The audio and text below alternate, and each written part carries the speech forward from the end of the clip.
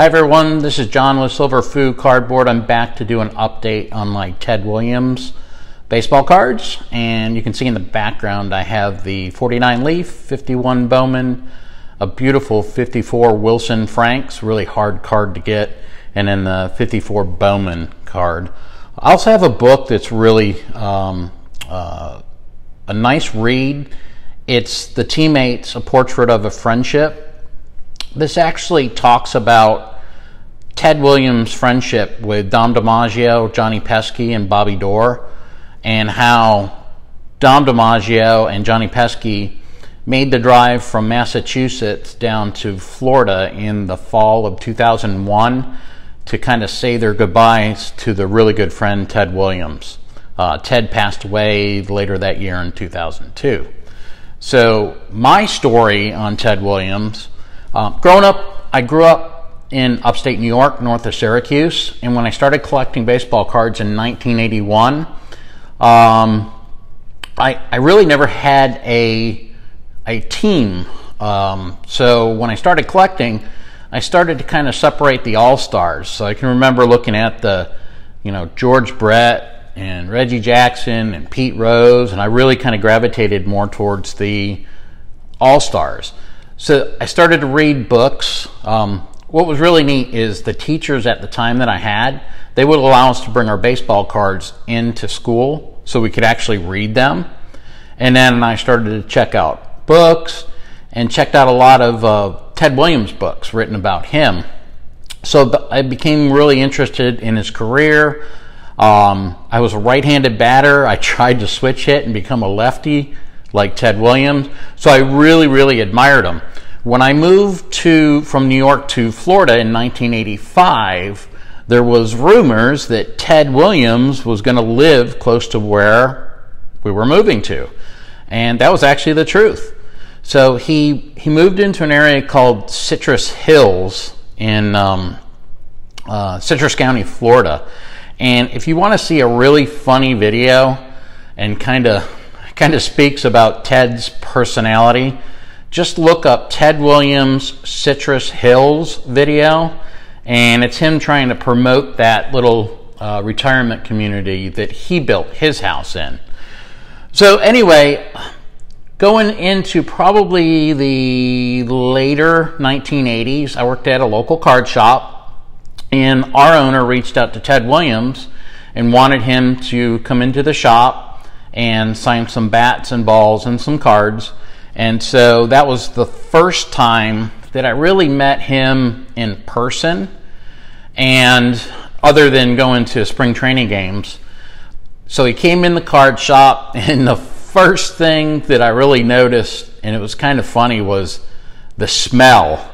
And his smell was of Aqua Velva, and just the F word was every third word. And you could tell he didn't really want to be there to sign stuff, but he did. He went into the back room there, and he started signing some bats and balls. But I can just distinctly remember the F this, F that, and it was just a typical Ted Williams. If he didn't want to do it, he was just miserable. So at the time when I was working at the card shop, I was trying to save up some money to get his rookie card, the 39 play ball. And then also I was interested in the 1952 Redman tobacco card. The owner had both. He had the 39 play ball in a 1, and it was going for $100. Well, I say a 1. It looked like what we would consider a 1 today, because this is probably 1987 or 88.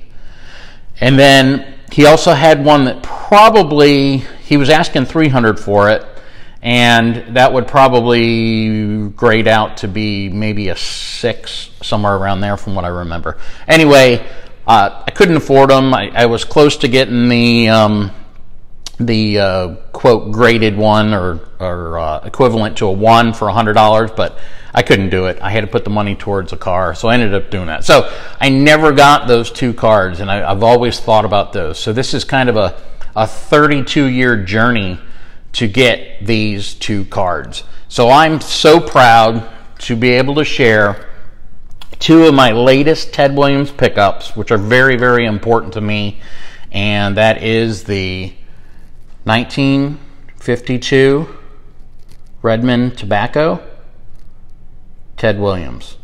Just a beautiful card. This has the tab connected to it. So this is actually the reintroduction of tobacco cards. So they took about a 25 year hiatus until Redman came out.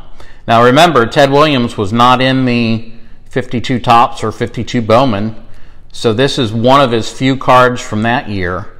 I'm still on the hunt for the 52 Burke Ross, and he also had a couple other kind of obscure cards. He had I believe he had a 52 Wheaties also. So just a beautiful card. If you take a look at a very good 3 SGC, but just beautiful. I remember now looking at it how glossy the card was. I'll take a look at the back here, but just a beautiful example of the 1952 Redman Tobacco. So I'm super excited to have that card. That's been about a 32-year journey to get this particular card. So just an awesome, awesome looking card. Next up is really the card that I've been on the hunt for a long, long, long time, and I'm so very proud to have this card. It is the 1939 Play Ball Ted Williams rookie card. Just an absolute beautiful card. Get that to focus there.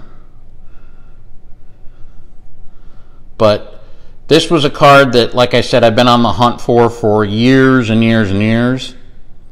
It is beautifully centered. The front is awesome. But obviously I have the grade covered up. So I just first wanted you to just take a look at it. See what that card actually looks like. And let's go ahead and reveal. And it's a 1.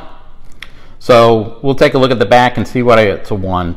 But for a 1, and for the way it actually presents itself, I feel this is a beautiful example. I'm really proud to have this particular card. So we'll take a look at the back there, and you can see it's got some paper loss. So it looks like it was probably glued into maybe a binder or something, an album. So that is my 1939 Play Ball Ted Williams. So I'm super proud to have that. And give me 1 second, I'll line up all the cards of my Ted Williams collection so you guys can kind of see them all together. Alright, so here is all my Ted Williams as of today, all lined up.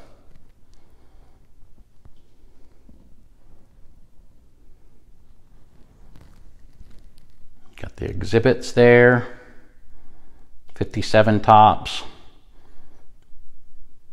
59 Fleer, that beautiful 52 Redman Tobacco,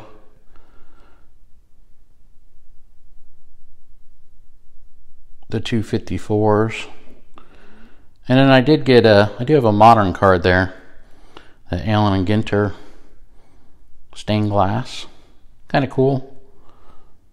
All right, well, I appreciate it, everyone, and thanks for watching my videos, and I always appreciate your comments. Have a great day. Thank you.